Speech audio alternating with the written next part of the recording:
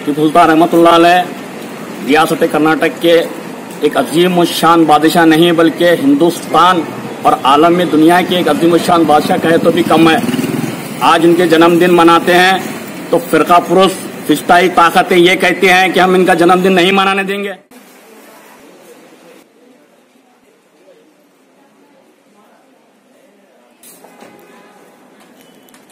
हम गुलबर्गा के नौजवान मिलकर फ्रूट तकसीम करने के वास्ते केबीएन हॉस्पिटल में आए थे और तकसीम किया। अल्हम्दुलिल्लाह ये बहुत ही अच्छा होगा, पीसफुल मैसेज जाएगा सभी को।